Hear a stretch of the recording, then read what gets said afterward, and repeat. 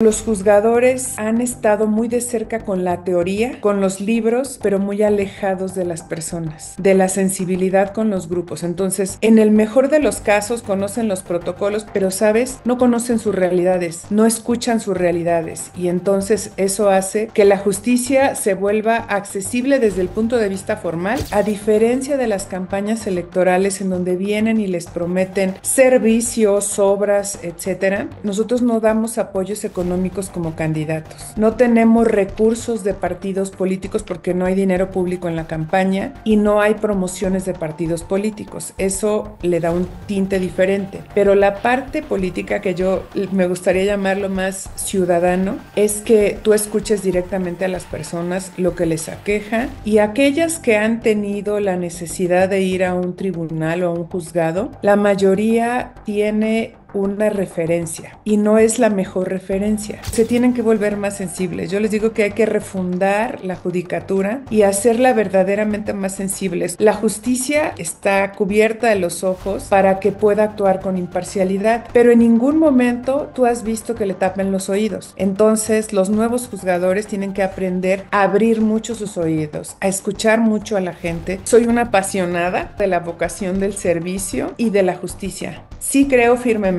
que el derecho es una herramienta de transformación y que las personas juzgadoras tenemos la alta y honrosa obligación de interpretar la ley en forma más favorable para las personas, que esto significa reconstruir vidas.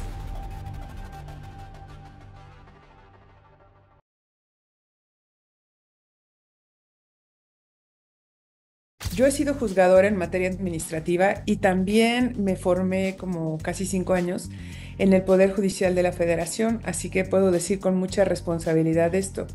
Los juzgadores son los responsables de respetar y garantizar los derechos humanos cuando interpretan la ley y resuelven un conflicto. Pero los juzgadores han estado muy de cerca con la teoría, con los libros, pero muy alejados de las personas, de la sensibilidad con los grupos. Entonces, en el mejor de los casos, conocen los protocolos para juzgar con perspectiva de género, e infancias, de personas de la tercera edad, personas con discapacidad, personas de la población de la diversidad, pero, ¿sabes? No conocen sus realidades, no escuchan sus realidades, y entonces eso hace que la justicia se vuelva accesible desde el punto de vista formal, o sea, desde que tú tienes la oportunidad de presentar una demanda y de que alguien te la acuerde y que sigas un proceso y eventualmente se dicte una sentencia. Eso lo podemos hacer cualquiera o tendríamos que aspirar a hacerlo todos, pero eso es formalidad, justicia formal. Pero la justicia material, o sea, esa que resuelve, es social. Y yo les digo, déjenme decirles que, a diferencia de las campañas electorales en donde vienen y les prometen servicios, obras, etcétera, nosotros no damos apoyos económicos como candidatos. No tenemos recursos de partidos políticos porque no hay dinero público en la campaña y no hay promociones de partidos políticos. Eso le da un tinte diferente. Pero la parte política que yo me gustaría llamarlo más ciudadano es que tú escuches directamente a las personas lo que les aqueja, y aquellas que han tenido la necesidad de ir a un tribunal o a un juzgado, la mayoría tiene una referencia y no es la mejor referencia. Hay un distanciamiento tremendo, tremendo. Quienes se reúnen con los jueces son sus abogados. Ellas y ellos, ellas tienen la idea de que como personas y como no son abogados, pues no pueden reunirse con los jueces y los magistrados. Y yo les decía, tiene tanto valor que vaya el representante legal, pero que también vaya el interesado o la interesada, y que hagan lo que son los famosos alegatos de oídas. A mí me gustaba mucho hacer eso en el Tribunal de Justicia Administrativa.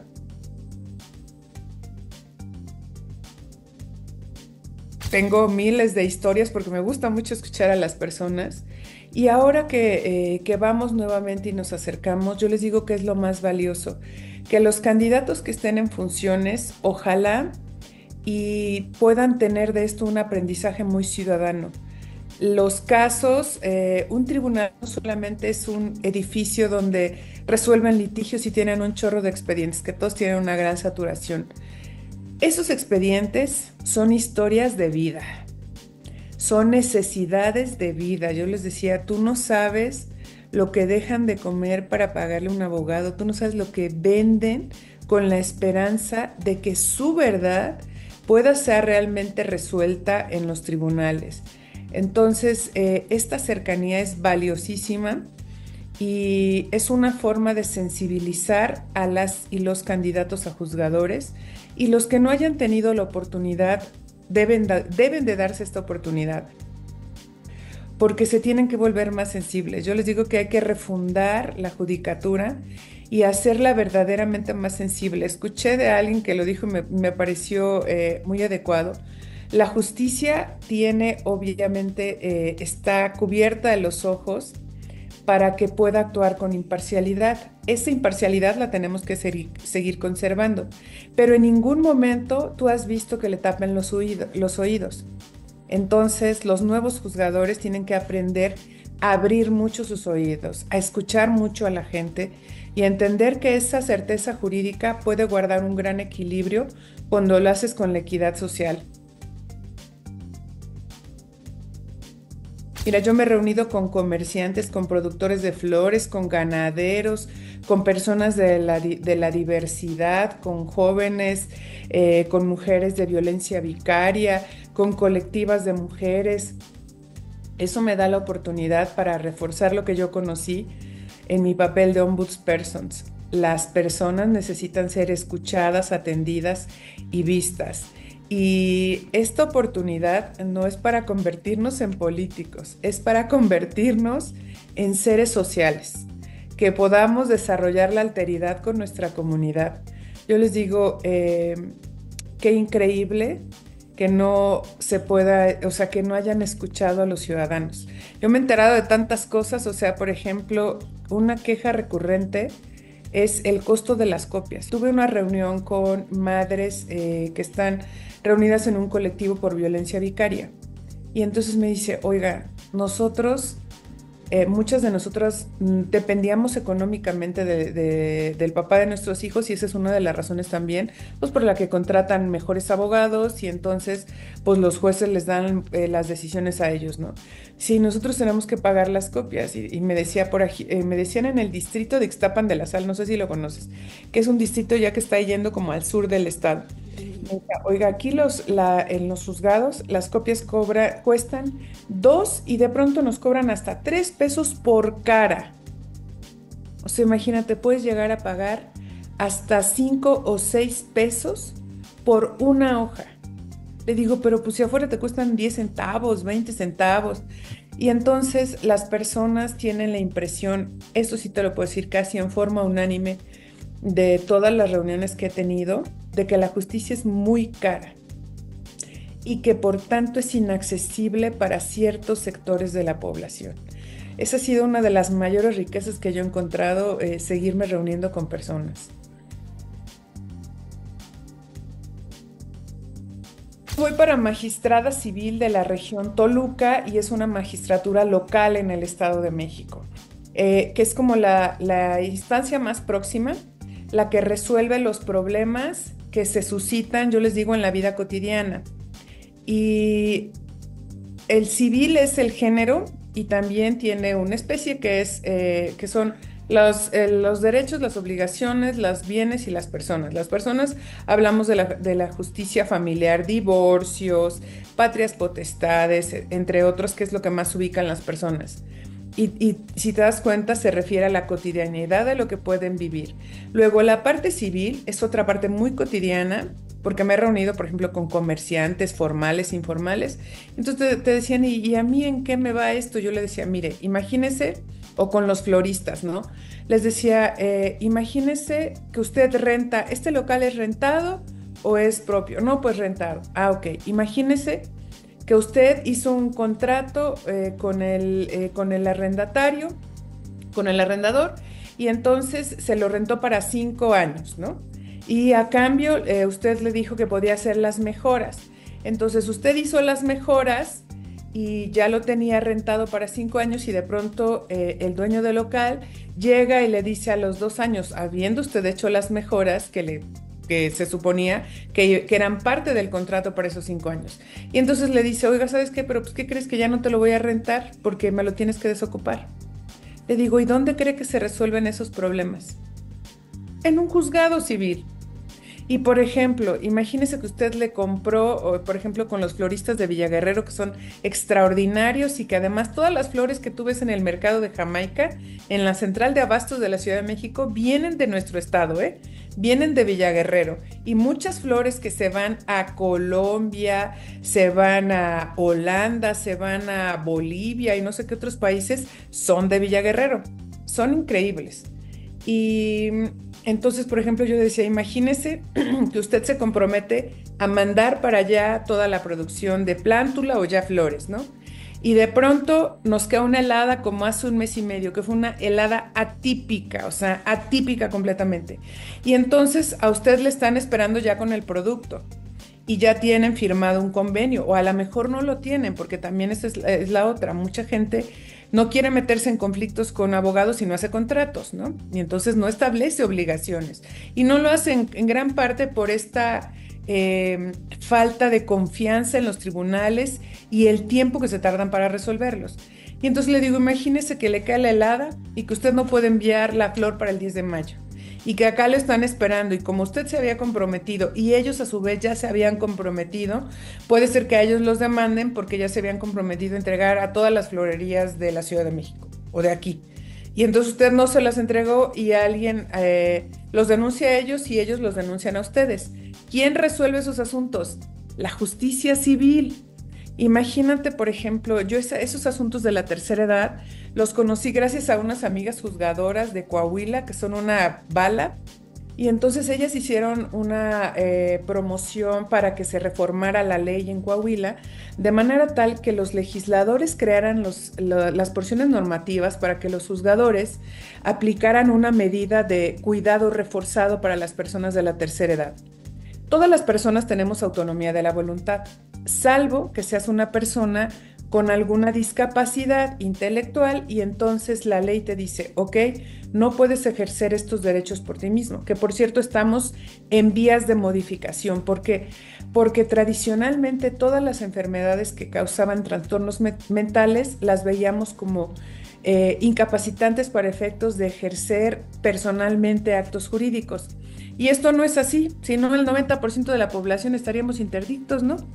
O sea, si en algún momento la salud mental, los trastornos mentales siguen siendo comprendidos de una manera tan estrecha, tan cerrada, entonces esto, imagínate si el intérprete de la ley, que son las personas juzgadoras, no lo hace en una armonía con la Constitución, que no es otra cosa que una armonía con la dignidad de las personas y con los derechos humanos, pues entonces, pues eso es lo que hace fría e injusta a la justicia.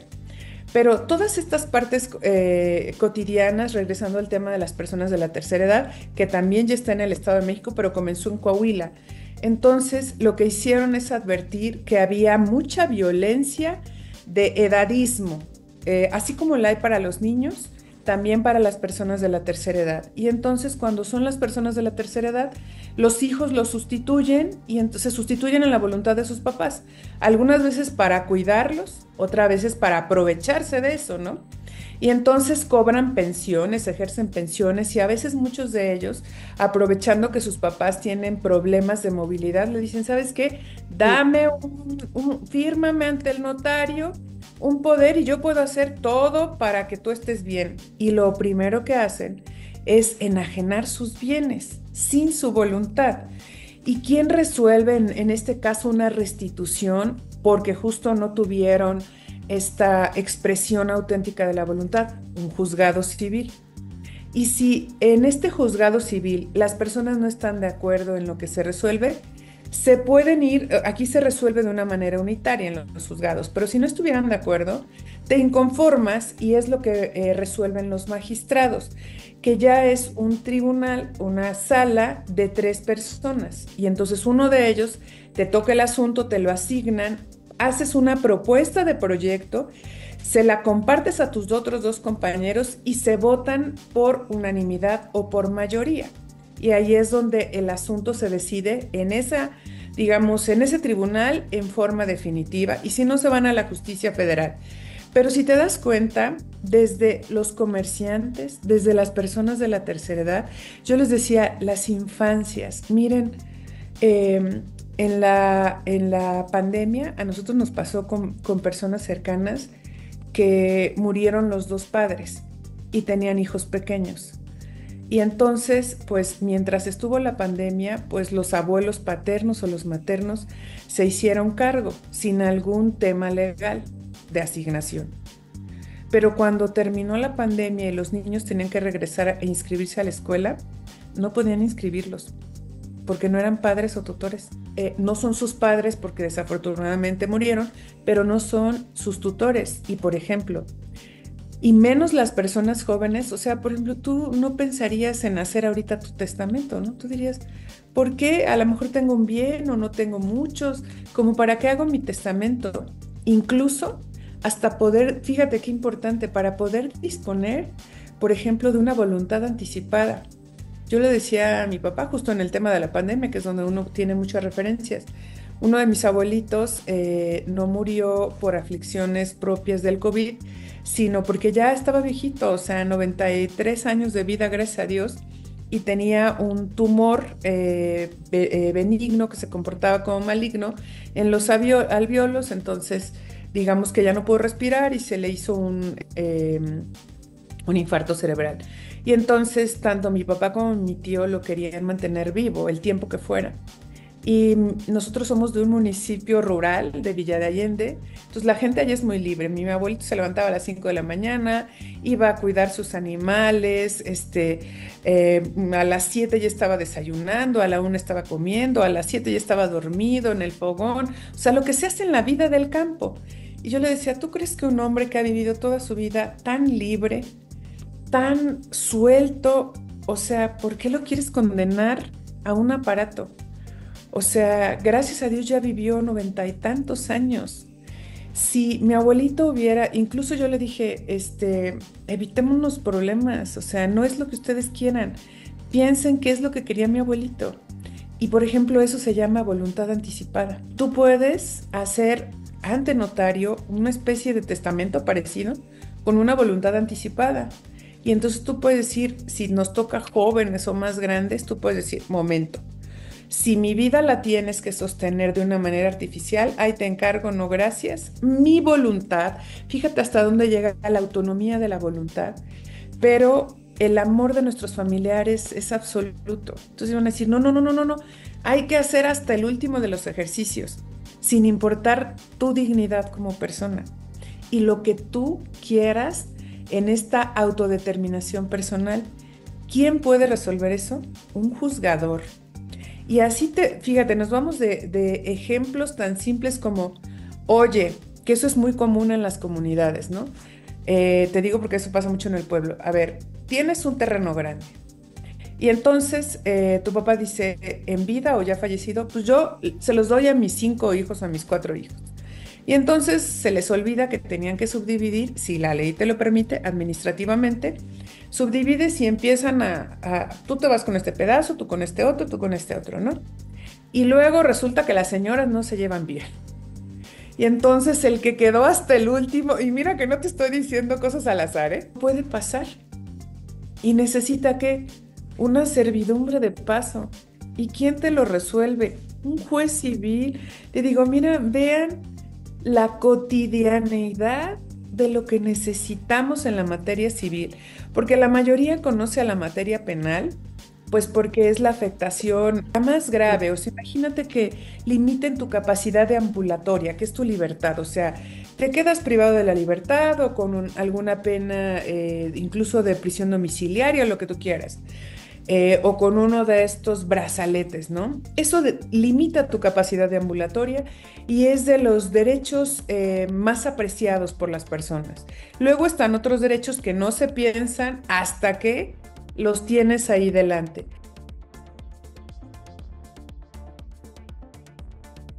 En materia civil, teóricamente se determina como una materia muy técnica o de estricto derecho. Y entonces nos decían, pues es que no hay como, ¿cómo vamos a poner estos protocolos si es de estricto derecho? Yo les decía, ¿qué creen?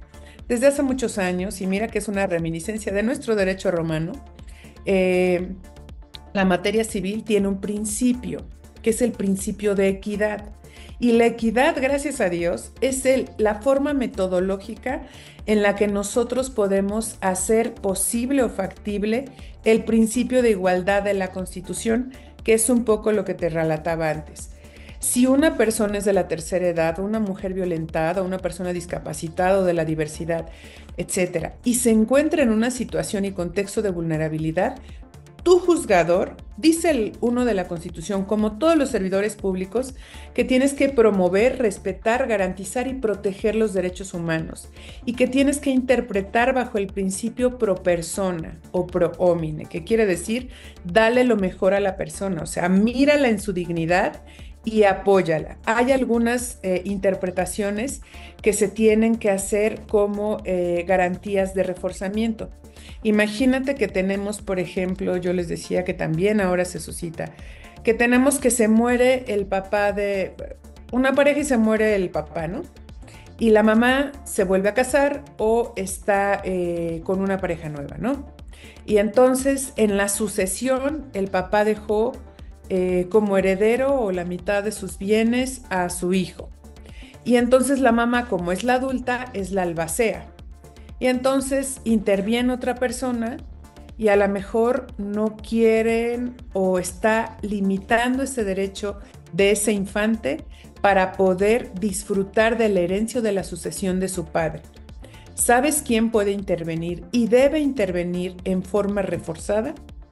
Primero, una autoridad administrativa que podría ser la Procuraduría de Protección a los Infantes y lo puede hacer por conducto de un tío o hasta de un vecino. Y reforzadamente el juzgador tiene la obligación de sustituirse de manera tal que incluso aunque la defensa de ese infante no lo hubiera planteado, tú como juzgador tienes una obligación reforzada. Esto es juzgar con humanismo. Y esa es la importancia en la vida diaria de las personas. Y claro que se puede hacer, porque el principio de equidad lo que hace es resolver la igualdad. Yo les digo, miren, muchos hemos escuchado que hay un principio que es igualdad para los iguales, y tienen toda la razón. Pero los juzgadores, eso es formalidad. Pero cuando hablamos de igualdad material, los juzgadores o todos los servidores públicos tenemos que voltearnos y decir, oye, ¿en serio son iguales?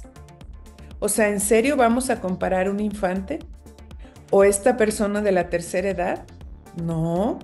O sea, para acceder son iguales, pero yo tengo que aplicar una acción afirmativa o una medida de reforzamiento porque puede ser que la persona de que se trate, esté en una situación y contexto de vulnerabilidad y entonces estás aquí abajo. Tu juzgador tienes que aplicar el principio de igualdad a través del método de la equidad, que sí lo tiene la materia civil. Entonces, ¿qué haces? Lo pones aquí. Tratamos igual a los iguales solo desde el punto de vista formal, pero desigual a quien y obligadamente lo protegemos y eso es equidad. Y eso se da en la materia civil, pero platícame si lo has visto en la vida diaria. No lo vemos. 1 de cada 7 asuntos que requieren la atención de los tribunales del país tienen que ver con la materia civil, pero fundamentalmente con la materia familiar. Yo les digo, y esa es una de mis propuestas, cuando yo fui magistrada en materia administrativa nos tocó la pandemia y nos tocó desafiar todo, ser muy resilientes y también ajustarnos, ser innovadores para que la justicia pudiera seguir su ciclo. Nosotros creamos el Tribunal de Justicia Administrativa y lo hicimos, les digo, ensayo y error, la primera etapa de las notificaciones electrónicas, pero la siguiente etapa de todo el sistema, nos fuimos a tomar un diplomado en justicia digital. Quiere decir, Todas esas reminiscencias y dobles trámites que te llevas en lo escrito, no te lo lleves a lo digital porque entonces ya no sirvió. Lo digital tienes que pensarlo estructuradamente, sistemáticamente y algo muy importante, interoperable. Si tú haces un trámite, si un servidor público hace un trámite, no puede haber otro servidor público haciendo lo mismo. O sea, en la actualidad, yo les decía, ¿cómo? A ver, yo fui actuaria en la Ciudad de México. Y entonces yo les decía, fíjense, en la entrada la persona teclea tus datos y todas tus generales y te hace una descripción. Y luego se va en la secretaria de acuerdos y hacen lo mismo. Juan Pérez y y vuelven a teclear. Y luego, y así todo el procedimiento. Llega el proyectista y otra vez, y Juan Pérez y taca, taca, taca, taca. Y llega hacia las notificaciones para los oficios y otra vez, y Juan Pérez y tal. ¿Cuántas veces un mismo proceso pasó por 4 personas o 5? La justicia digital es la que hace interoperable. Y tú dices, a ver, el nombre, ok, lo dejas, pues, además se construye padrísimamente. Haces como un árbol y entonces lo vas, a mí me gusta mucho decirles legos, porque los legos de mis sobrinos son cuadritos que se unen y de pronto hacen algo maravilloso, ¿no? Así tiene que ser, bueno, así lo entendí yo de una manera muy didáctica, un sistema de justicia digital interoperable. Ese mismo proceso ya en forma digital, no lo puede hacer una sola persona. Si tú, en este dato tan elemental como poner los generales de la persona del juicio, entonces tú debes de tener un espacio donde tengas esos datos y le des un clic y tu secretario de acuerdos, proyectista, actuario, le des el clic con las generales y no tengas que volver a transcribirlo. ¿Eso qué es? Sistematizar los procesos. Fíjate que en el ámbito ejecutivo, quienes hemos estado nos han enseñado mucho a la cultura organizacional. Y en los poderes judiciales, solo, y que por cierto acaba de fallecer el ministro Azuela, que en paz descanse, eh, y era un hombre maravilloso, un operador jurídico fantástico, pero además era un hombre muy estructurado y él fue el que empezó a introducir los temas de la teoría organizacional en un juzgado. Y yo les digo, no saben qué falta les hace. Es parte de los desafíos de una nueva judicatura. Organízate. Ve cuáles son tus oportunidades, tus desafíos, cómo vas a optimizar, porque hoy se pierde mucho tiempo y mucho tiempo humano y tiempo de las personas porque nuestros procesos no están ordenados. Y sabes, porque te niegas a hacerlo diferente. Entonces, así se ha hecho siempre. Han pasado titulares, personas, y esto se ha hecho así toda la vida. Pues es momento de hackear, de ser resilientes y ver que esta saturación tiene que sistematizarse. Y además ya no es optativo. Elidet, quiero decirte que el nuevo Código Nacional de Procedimientos Civiles obligadamente te impone a que repienses la judicatura, repienses los procedimientos y los procesos, porque los tenemos a la vuelta de la esquina. Ahora imagínate tú si estas personas con las que he convivido y las que tú has sabido no tienen interacción con sus jueces civiles porque, como lo dijimos, 1 de cada 7 asuntos a nivel nacional, lo dicen encuestas como World Justice Project y como todas estas que hace el INEGI, que son fuentes oficiales, y te dicen que 1 de cada 7, y entonces el juez difícilmente tiene interacción con las partes.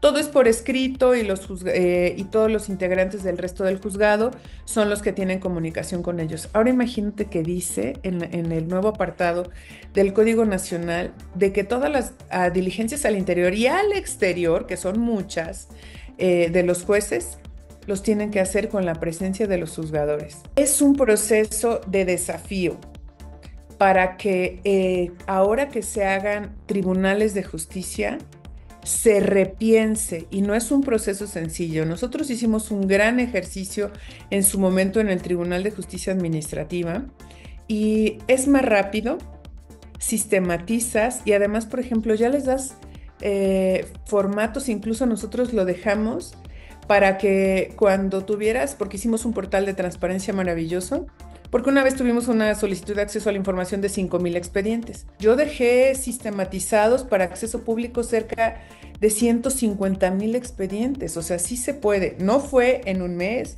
ni en un año, nos costó cerca de 4 años y meses, pero un día tienes que empezar a hacerlo y ser muy constante. Entonces sí se puede. Y mis compañeros cuando vieron las ventajas o bondades de estos sistemas de justicia en línea e interoperables, fuimos muy felices porque miren, te ahorras procesos y por ejemplo, ya no tienes que estar haciendo tantas transcripciones. Y otra cosa muy importante, incluso cuando hacíamos, te digo que hacíamos anonimizar las sentencias, hicimos un formatito muy práctico al inicio y luego donde decía el nombre de la persona, en el propio Word te lo da y tú podías ponerle como una cintilla. Entonces ese trabajo doble que hacen los secretarios para anonimizar, o sea, para borrarle los datos confidenciales, el sistema te lo hace. Entonces tienes muchas bondades a partir de los sistemas. Y yo les decía, chats inteligentes, como lo estamos haciendo ahorita, antes de concluir mi encargo en la Comisión Estatal de los Derechos Humanos, que ahorita estoy en licencia sin goce de sueldo, vamos a entregar un sistema ya muy moderno. Desde el 93 teníamos sistemas electrónicos, que quiere decir es como escaneas y lo subes, pero no es interoperable. Ahorita ya vamos a dejar ya un sistema automatizado y pues resulta muy interesante porque ya les digo, ya no tienen que estar transcribiendo ustedes se van a la parte más importante, que es revisar el conflicto, revisar las normas que tienen que ser aplicadas, los criterios de interpretación y resolver. Eso es la parte más importante de lo que hacen las personas juzgadoras. Tenemos que aprovechar la inteligencia artificial. Yo les digo, claro que se puede. Imagínate un chatbot inteligente, porque ahora hay muchas habilidades de la IA. Digo, no puedo decir aquí marcas, ¿verdad? Pero hay unos muy interesantes que cada día están más padres y entonces traes las leyes en PDF y el sistema te lo convierte en Word y tú le pones, por ejemplo, tus fuentes con las que tienes que trabajar. Constitución federal, constitución local, código civil, código de procedimientos civiles del Estado, código nacional, y entonces tú puedes, de acuerdo a los prompts o las indicaciones que le des, tú puedes hacer un bosquejo. Ahora, claro, la utilización de las TICs y de la inteligencia artificial no sustituye de ninguna manera la revisión humana. Todos podemos adaptarnos a esta ola resiliente de utilizar las TICs. Pues porque hay que votar por mí, ya se los expliqué en esta maravillosa entrevista, lo cual te lo agradezco mucho. Soy una apasionada de la vocación del servicio y de la justicia. Sí creo firmemente que el derecho es una herramienta de transformación y que las personas juzgadoras tenemos la alta y honrosa obligación de interpretar la ley en forma más favorable para las personas, que esto significa reconstruir vidas, tener relaciones armoniosas con nuestra familia, con la sociedad, y que el derecho civil es el ámbito en donde cotidianamente realmente podemos hacer efectivos los derechos humanos y que ojalá todas las personas juzgadoras que somos candidatas, si no tienen, que lo perfilen, que lo perfeccionen, su vocación humanista a través del conocimiento de los derechos humanos, porque es la aspiración más grande que deben esperar las personas que vienen a los tribunales a pedir justicia. Y que las personas juzgadoras, las que existen ahorita y las que habrán, primero Dios, a partir del 1 de junio, somos personas resolviendo conflictos de personas. Hay que acabar con estos temas de su señoría, señor juez. Yo les digo, pues este es como una... Están prohibidos los títulos nobiliarios, o sea, cuando vas con el arquitecto le dices, su señoría, señor arquitecto, su señoría, señor contador, su señoría, señor médico, nada, o sea, tú puedes seguir preservando los valores de la judicatura, pero poniendo muy a ras de tierra la conciencia de las personas que están juzgando. Esto tiene que ser cercano, tiene que ser empático, tiene que ser sensible. Y para eso hay que tener mucho contacto con las personas. Y hay que aprovechar las TICs, hay que ser resilientes y ocupar, porque además también es un derecho humano. Yo les dije, si no quieren, ¿qué creen? Es obligatorio. Ahí está el 6 de la Constitución Federal. Dice que hay que ocupar el derecho humano a las tecnologías de la información y de la comunicación. Y pongo mi experiencia, mi trayectoria, pues mis conocimientos en materia de derechos humanos y en otros encargos administrativos al servicio de las personas. Yo les digo que no teorizo, ya lo hemos hecho en la Constitución, a través de lo que establece la Constitución, lo hemos hecho en la Comisión y hemos reparado, gracias a Dios nos ha permitido tener la oportunidad de reparar vidas en otra materia a través de la amnistía, en donde conseguimos, por ejemplo, que perdonaran a 19 personas con 379 años de cárcel y 4 meses, en procesos en donde la justicia ordinaria se había dado de manera formal, pero no material.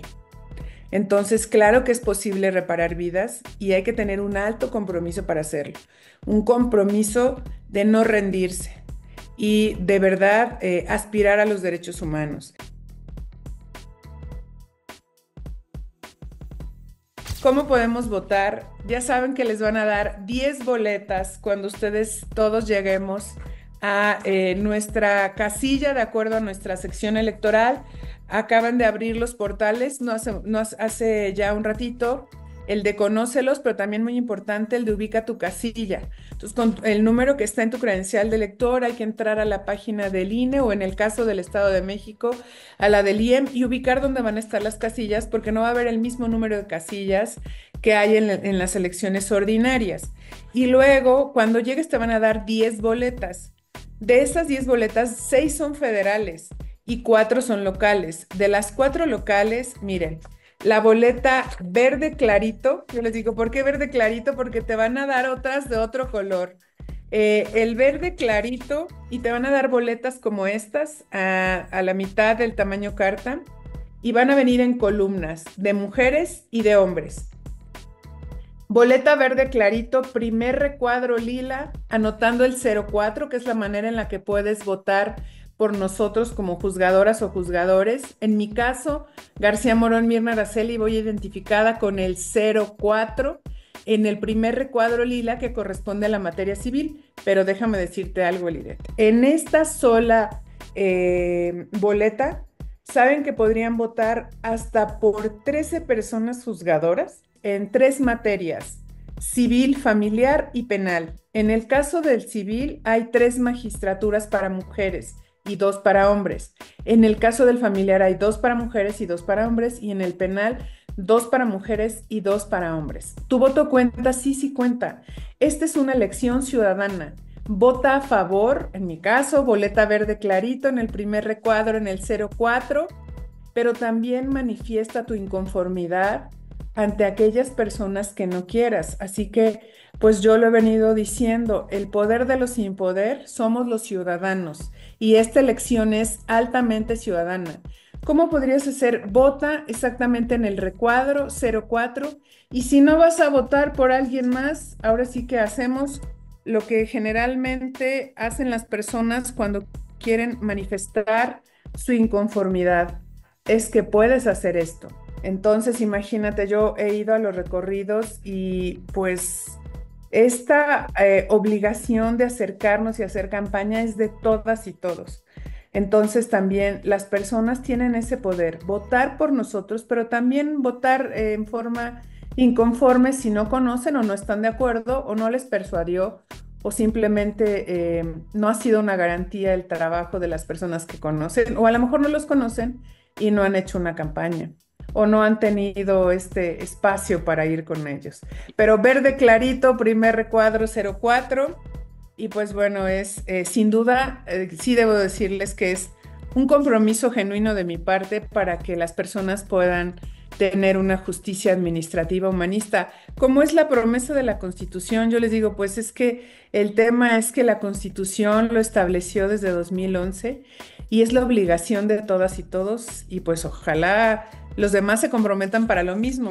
Y yo les digo, y si no, como ciudadanos hay que exigir. Ahí están ya las nuevas figuras como el Tribunal de Disciplina, ¿no?